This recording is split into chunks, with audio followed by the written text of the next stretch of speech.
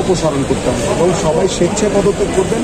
আমরা চাই শান্তিপূর্ণভাবে আইসিসি বা আমাদের যে ফিফার যে রুলস রয়েছে সেই রুলস অনুযায়ী আমরা স্বাধীনভাবে একটি বোর্ড হবে, স্বাধীনভাবে ফেডারেশন হবে, হয়ে তারা সুন্দরভাবে ভবিষ্যৎ স্পোর্টসকে এগিয়ে নিয়ে যাবে। এটি হচ্ছে আমাদের মূল বিষয় এবং আমি দাবি করছি যে কাজী সালাউদ্দিন সহ যারা বাংলাদেশ ফুটবল ফেডারেশনের দায়িত্বরত আছেন আপনারা স্বেচ্ছায় পদত্যাগ করে একটি আমাদের উপদেষ্টা মহাদেশ সেটা বসে আলোচনা করে আমরা একটি অ্যাডক কমিটি হতে পারে বা নিয়মতান্ত্রিকভাবে যে কমিটি করে আমরা যাতে স্পোর্টসটাকে এগিয়ে নিয়ে যেতে পারি। কারণ স্পোর্টস তো থেমে থাকবে না কোনো কিছুর জন্য, কারোর জন্য কোনো স্পোর্টস থেমে থাকবে না, সব স্পোর্টসের মতো চলবে।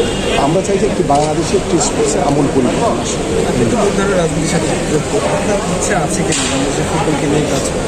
আমি শুধু ফুটবল না, আমার স্বপ্ন হচ্ছে, একটু আগে বলেছি যে আমি আপনাদের কাছে ওয়াদা করেছি যে বাংলাদেশের ভবিষ্যতে আল্লাহ যদি আমাদেরকে সুযোগ দেয় কাজ করা, কোনো স্পোর্টসে দলীয়করণ করা হবে না। এখানে সবাই মাঠের লোক, তাদেরকে নিয়ে আমরা চলবো। সেটা আমার বিএনপির হতে পারে, সেটা আওয়ামী লীগের হতে পারে, সেটা জাতীয় পার্টির হতে পারে, বা সে হয়তো বা কোনো দল করে না, সেই দলেরও হতে পারে। বাট আমার দরকার হচ্ছে মাঠের স্পোর্টসের লোক। আমি চাই বাংলাদেশের স্পোর্টসকে দিয়ে দেয়। আমি এখানে দলীয়করণ করার জন্য আসি না। আমার বাস্তবতা হচ্ছে এই মেসেজটা আমি সবাইকে দিতে চাই এবং আমাদের দলের পক্ষ থেকে আমাদের ভারপ্রাপ্ত চেয়ারম্যান মহোদয়ের মেসেজ একই রকম যে আমরা স্পোর্টসের ভবিষ্যতে আর কোনো দলীয়করণ রাজনীতিকরণ করবো না।